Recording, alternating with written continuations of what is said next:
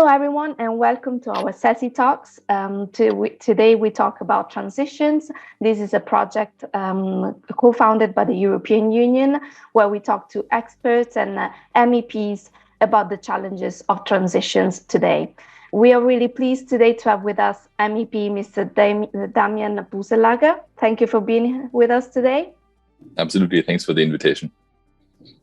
So, Mr. Boeselager, as we know, in times of crisis, usually young workers are hit the most and they pay the higher cost of the crisis and the challenges that we're facing today. This is a difficult time. We are getting out of the pandemic, but there is also a war going on, which has huge impact on our economies in the European economies. And obviously there are transitions going on as well. What do you think will be the impacts of the twin green digital transition on young workers and citizens today? I think what we've already seen over the last, I would almost say, decades is that the labor market changes faster. And so like what we originally thought would be, traditional long-term jobs, that doesn't seem to be the case anymore. That's also why people talk so much about lifelong learning, because the labor market is constantly transitioning. And I think we have seen this obviously with the pandemic, where a lot of service sector jobs were basically put under threat, especially in, for example, tourist-heavy regions and so on. And this is now again happening, obviously with the war of Russia and Ukraine, which has, a double effect when you purely look at it from an economic standpoint, which is one that, since there's a shortage of food supply, that you have rising basically food prices in general. And then obviously you have, due to the fact that energy prices are rising, like a so-called cost push inflation across the whole European Union, which basically means that everything is getting more expensive. This has again an effect also on food prices, because gas, for example, is also needed as a ingredient for fertilizers. So this is like the pressures that we add to what's already there. And as you said, what's already there is that the green and the digital transition really transform where jobs are being created and where they're being destroyed. And that's a process that is happening. And I think it's really the task of the public sector, together in cooperation with the private sector, to make sure that this transition is somehow socially functioning. Yeah? And that means that for young people, especially who enter the labor markets now, we need to make sure that the opportunities exist and that we also have the kind of education ready to make sure that they can go into the areas where jobs are needed. So to make this a bit more tangible, I currently sit in Berlin. Here there are a lot of startups that now it's also changing a bit, but they were hiring people to automate a lot of the industries and service sectors that potentially would mean that there are other jobs getting lost in Germany and other parts of maybe not Berlin, but in the service industry, maybe in other parts of Germany. So that means that there are jobs being created in the startup scene potentially, and in these startups, which many of them are not even startups anymore, but really, really big companies.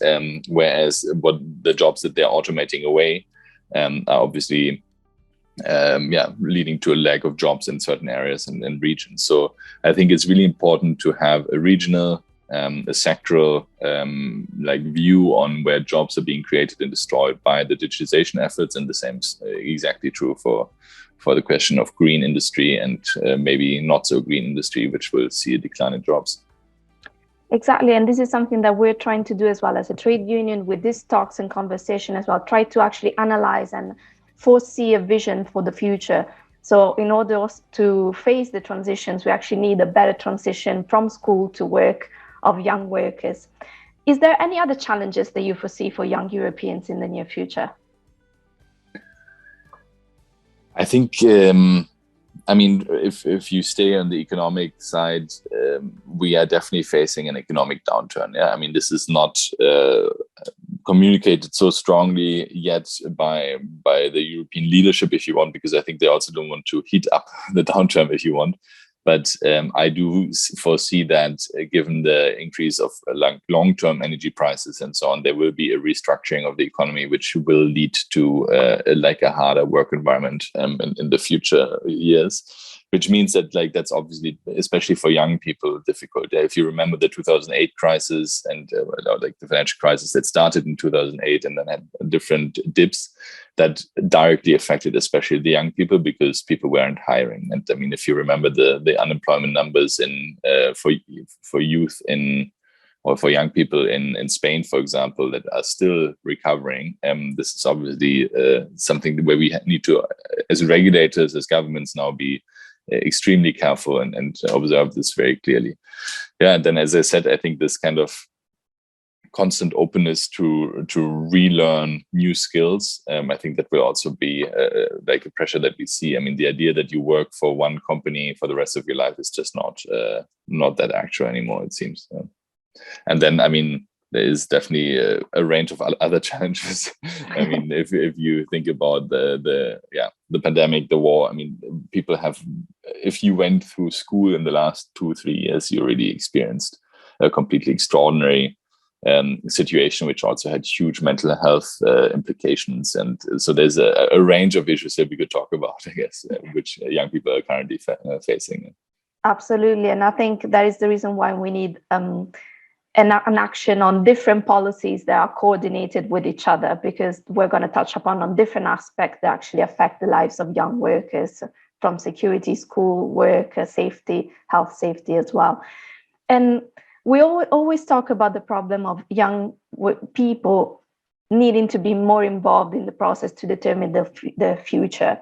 And we often ask, how can we persuade young people to get more involved? But the feeling that I personally have is that young people want to be involved, and they actually do get into movements and stand up for themselves. So my question is, do we need to persuade young people to get more involved, or do we need to persuade more decision makers in order for young people to be more involved? I mean, for me, like when we founded Volt, there was also one of the questions that I had was like, I mean, how do you get young people to be active in politics? And I see what you see, which is that people care about issues a lot.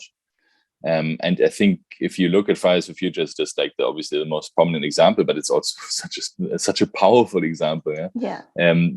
Issues and movements and campaigns can really drive politics, and that is really important. But it also makes only a part of the landscape of societal change. And so I'm giving a university class at the moment, which is exactly about the question of societal change. How do you reach that?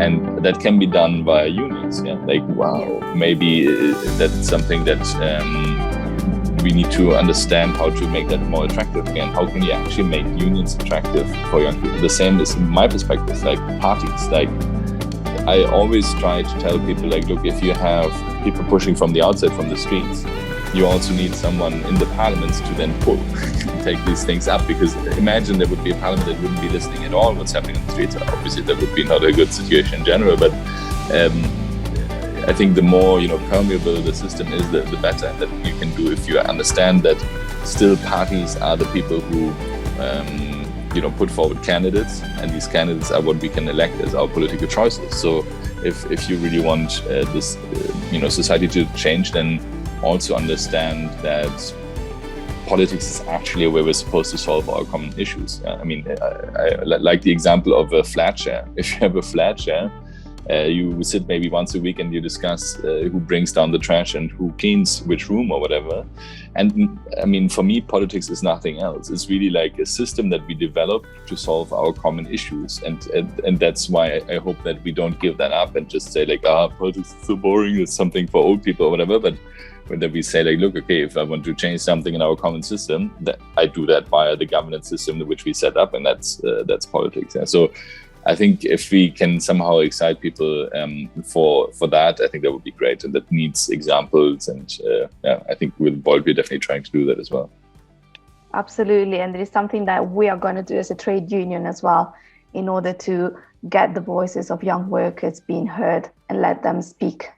So thank you very much for this interview today. It was actually very, very interesting, and I hope we can do many more in the future. Thank you, Mr. Boeselager, and thank you for everyone for watching. Thank you.